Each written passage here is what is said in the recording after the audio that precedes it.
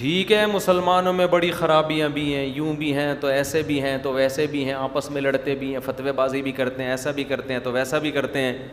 او بھائی پازیٹیو چیزیں اگر اٹھا کے دیکھو گے تو آج بھی آپ کو وہ پازیٹیو چیزیں نیگیٹو سے زیادہ ملیں گی. آپ دوسری قوموں سے تقابل تو کرو.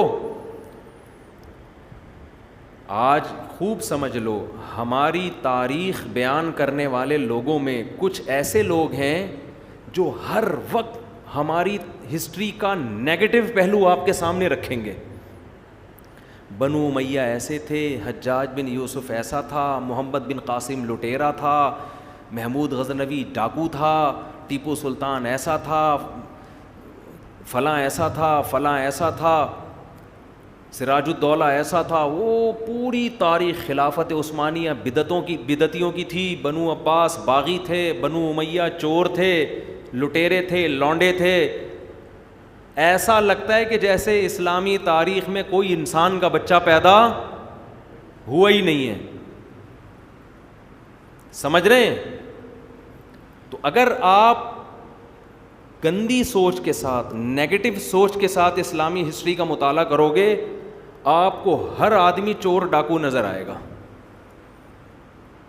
لیکن اگر آپ اسلامی ہسٹری کا مطالعہ کرو گے، اسٹڈی کرو گے نیوٹرل ہو کے، ٹھڑک پوری کرنے کا مقصد نہیں ہے کہ کسی قوم سے دشمنی نکالنی ہے، تو آپ کو نیگیٹیوٹی کے ساتھ پازیٹیو چیزیں آپ کو زیادہ نظر آئیں گی. محمد ابن قاسم بنو امیہ کا تھا، ٹھیک ہے، ظالم حکومت تھی، مانتے ہیں. بہت سے کام بڑے پازیٹیو بھی ہوئے ہیں. اسلامی سرحدیں بہت وسیع ہوئی ہیں لڑائی کے ذریعے. آپ کو پتہ ہے جب کوئی قوم بڑی بڑی طاقتور قوموں سے لڑتی ہے تو اس قوم میں کوئی خاصیت ہوتی ہے کہ وہ طاقتور قوموں سے لڑ کے جیت جاتی ہے. کوئی تو بات تھی کہ اسلامی سرحدیں بنو امیہ کے دور میں سندھ تک فوجیں داخل ہو چکی تھی مسلمانوں کی. 90 ہجری ہے، 90 ہجری محمد بن قاسم کا دور. 17 سال کی عمر میں محمد بن قاسم کو حجاج بن یوسف نے بھیجا سندھ فتح کرنے کے لیے. 17 ایئرز، ٹین ایجز، 17 ایئرز کی ایج میں وہ فوج کی کمانڈ کرتا ہے اور سندھ میں راجہ داہر جیسے پاورفل آدمی سے مقابلہ کر کے اپنی فوجیں سندھ فتح کرتے کرتے ملتان شہر کو فتح کر لیتا ہے. کتنی ایج تھی؟ 17 سال.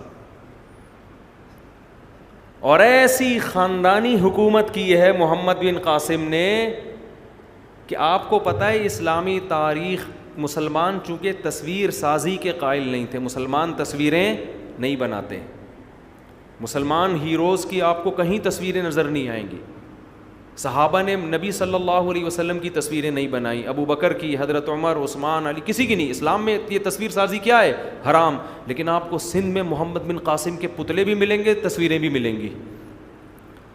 آپ کا کیا خیال ہے یہ مسلمانوں نے بنائی ہیں؟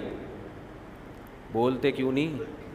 یہ ہندوؤں نے بنائی تھی. عقیدت میں ہندوؤں نے محمد بن قاسم کو بھگوان بنا لیا تھا.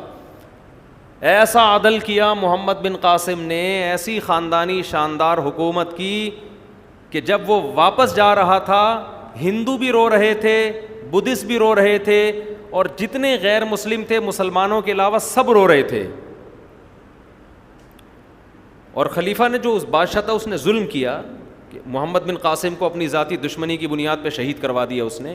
میں مانتا ہوں غلط بھی ہوا ہے لیکن اچھا بھی بہت ہوا ہے. وجہ اس کی یہ ہے کہ یہ جو امت ہے نا، جو پیغمبر صلی اللہ علیہ وسلم کو دی گئی ہے، چاہے بنو امیہ ہو، چاہے بنو عباس ہو، چاہے خلافت عثمانیہ ہو، چاہے اندلس کی حکومت ہو، چاہے بر صغیر کی حکومت ہو، چاہے پاکستانی ہو، چاہے ہندوستانی مسلمان ہو، یہ جو امت دی گئی ہے نا نبی صلی اللہ علیہ وسلم کو، یہ امت انفرادی طور پر تو غلط ہو سکتی ہے، اجتماعی سطح پر یہ امت بڑی خاندانی امت ہے. اس کا بڑا نیگیٹو پہلو دنیا کے سامنے دکھایا جاتا ہے، پازیٹیو پہلو دنیا کے سامنے نہیں دکھایا جاتا. خاندانی ہے تبھی تو اس امت نے اپنے دین اور مذہب کو 1400 سال تک بچا کے رکھا ہے کہ نہیں رکھا ہے. لوگ اپنے بچوں کو حافظ آج بناتے ہیں لاکھوں کی تعداد میں. بتاؤ حافظ بنانے میں 1 ٹکے کا فائدہ ہوتا ہے ان کو؟ کوئی پیسے ملتے ہیں؟ کتنے سال لگتے ہیں بچوں کا الحم سے لے کے والناس تک قرآن حفظ کرنے میں؟ کیا کسی عیسائی اور ہندو نے اپنے مذہب پہ اتنی محنت کی ہے؟ یوں کر دو اگر کی نہیں کی ہے تو، اگر کی ہے تو یوں کر دو. ایسے تو بت بن کے تو نہ بیٹھو نا میرے بھائی. بتاؤ کسی نے کی ہے اتنی محنت؟ کیسا قرآن کو سینے سے لگایا ہے. کیا دنیا میں کسی مذہب میں ایسی عبادت ہوتی ہے کہ حرم میں ایک امام تراویح پڑھا رہا ہو، 5 لاکھ کا مجمع ہاتھ باندھ کے اس کے پیچھے کھڑا ہوا ہو؟ کوئی ہے عیسائیوں میں، یہودیوں میں، ہندوؤں میں؟ دکھاؤ. بہت سے مسلمان بے نمازی ہیں، مانتے ہیں، لیکن نمازیوں کی بھی مارکیٹ میں کمی نہیں ہے. 5 ٹائم نماز پڑھنا، فجر میں اٹھنا، پھر ظہر، پھر عصر، پھر مغرب، پھر عشاء، جبکہ 5 روپے بھی نہیں ملتے، بلکہ الٹا ڈر ہوتا ہے کہ مولوی صاحب چندہ نہ مانگ لیں. یہ اس امت کا پازیٹو پہلو ہے. عورتوں کے حقوق پر آج کل دنیا میں بڑی باتیں ہوتی ہیں. ویمن رائٹس، خدا کی قسم لا الہ الا اللہ ممبر پہ بیٹھ کے کہتا ہوں، عورت کو جو حقوق مسلمانوں نے، اسلام نے نہیں، اسلام نے تو دیے ہیں، مسلمان نے جو عورت کو حقوق دیے نا، مسلمان مرد نے، ہندو، سکھ، عیسائی، یہودی اس کا تصور بھی نہیں کر سکتے. آج بھی دے رہے ہیں، بیوی کے روپ میں، بہن کے روپ میں، بیٹی کے روپ میں، ماں کے روپ میں، دادی اور نانی کے روپ میں. اور اگر مسلمانوں میں کوئی اخلاقی خرابیاں آ بھی رہی ہیں نا، تو وہ غیروں کی وجہ سے آ رہی ہیں. ہمارے لبرل لوگ جو باہر سے متاثر ہیں وہ امپورٹ کر رہے ہیں برائیوں کو. مجھے بتاؤ دنیا میں سب سے کم شراب پینے والی قوم کون سی ہے؟ مسلمان ہیں، جن میں ڈرگس اور نشے کا ریشو سب سے، نہیں بولو گے نا اسی طرح ایک دھماکہ کروا دوں گا. سب سے کم ڈرگس اور شراب کا ریشو کس میں ہے؟ یہ رپورٹ ہے.